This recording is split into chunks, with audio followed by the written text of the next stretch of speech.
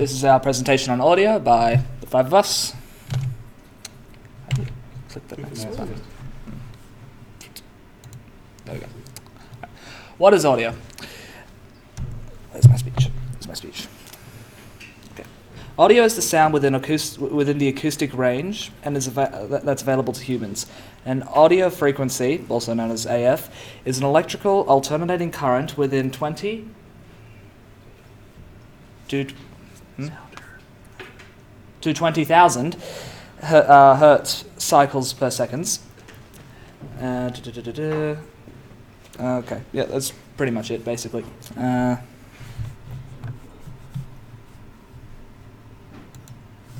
Okay, how is it used in multimedia?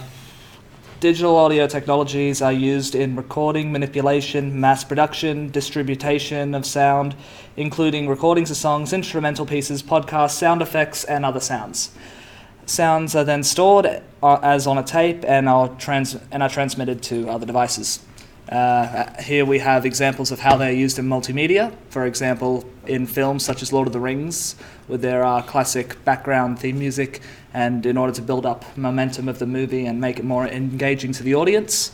You have games like The Last of Us, which I'm pretty sure if I knew what the game was, I could talk about it. I'm having a brain fart if I don't know what that is. And the Shrek 2 soundtrack for music, well, I do like the fairy godmother singing I Need a Hero, so you know. All right.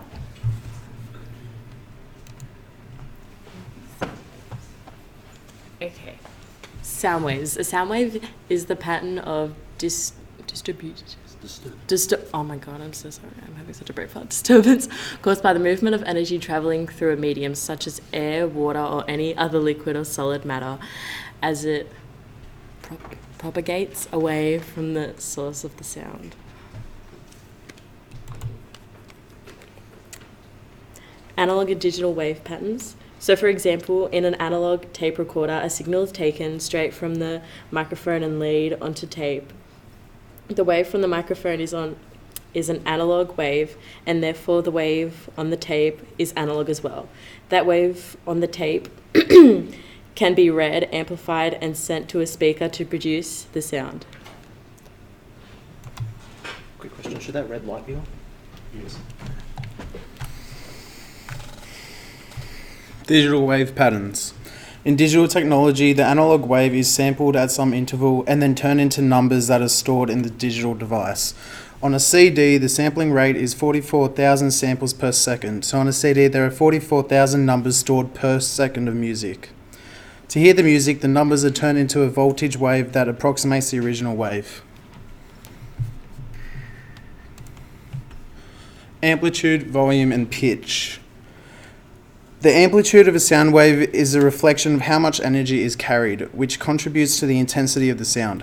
Intensity is measured in decibels and is perceived as sound volume. Thus, the volume is proportional to the amplitude of the sound wave.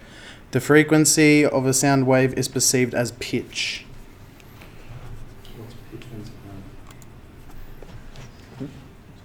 What's pitch? I didn't write this part. Oh, did I? I know. High pitch and low pitch. As a male, you have a deeper voice and lower pitch voice. Girls will have a higher pitch voice. I'm going to pretend you asked me. How do you convert analog to digital audio? Well, I'm glad you asked. See this bad boy right here? He can convert anything you say or do into sound. See these blue arrows right on the graph right here? These are the measures of amplitude. These at any point can be transferred into binary, which can be converted back into sound for audio. You skipped one. I skipped one. Now I'm going to tell you about different types of sounds. First, we have mono. Think of this as your basic speaker. It's just one... it's on the top of my... Yeah, what he said. Of sound, and there's no depth to it. Whereas a stereo has two of these, and you can hear them from both angles. Think of them like earphones. Hearing from both ear. You can hear both of what they're trying to manifest. With surround sound, now if you're lucky enough and have a cinema room like myself, you'll have 4 stereos all in each corner. And these will play all the sounds from your movies and give a depth and environment to this. And this really helps it. It's not doing this. Yeah, okay, I'll do it. Okay. The sample rate is the number of samples of audio carried per second, measured in hertz or kilohertz, with 1 kilohertz being 1,000 hertz. For example, 44,100 samples per second can be expressed as either 44,100 hertz or 44.1 kilohertz. That's your basic maths, your rounding up and such. Bandwidth is the difference between the highest and lowest frequencies carried in an audio stream. So, different file types. One second, I'll grab my actual speech because this is not improvised. Okay, so the WAV is a basic file extension created by Microsoft. The .wav has become a standard PC audio file format for everything from systems to game sounds to CD quality audio. It is also referred to as pulse code modulation, PCM, or waveform audio. A WAV file is a piece of uncompressed audio.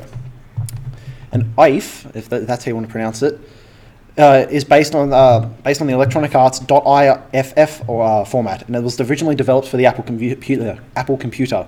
Standard CD audio AIFF files assembled at 44.1 kilohertz, are 16-bit, and have 2 channels for stereo sound. AIFF files are more commonly seen as AIF on a Windows system. Okay, and do I have the? Oh, here we go. The WMA is a file extension for the Windows Media Player. WMA stands for Windows Media Audio. WMA is both an audio format and an audio codec.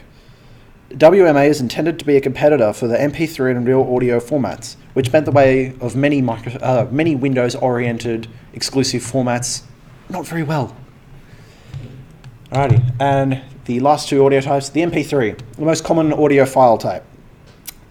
The MPEG-1, MPEG-2 audio layer 3, more commonly known as MP3, is an audio coding format for digital audio. It uses a form of lossy data compression to encode data using inexact approximations, or using partial discarding of data. So essentially, it'll grab everything that's necessary and just toss out what it can to try and get as smaller files. What gets tossed out? I think it's... I was looking at this last night. And It uses a limitation of human hearing to remove sounds that we can't hear anyway, which is why MP3 compression still sounds so good.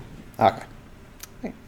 This allows a large reduction in file size when compared to uncompressed audio, which is important for both transmission and storage concerns, while retaining a comparable level of sound quality. This is also designed as a streamable format, where segments of a transmission can be lost without affecting the ability to look at later segments.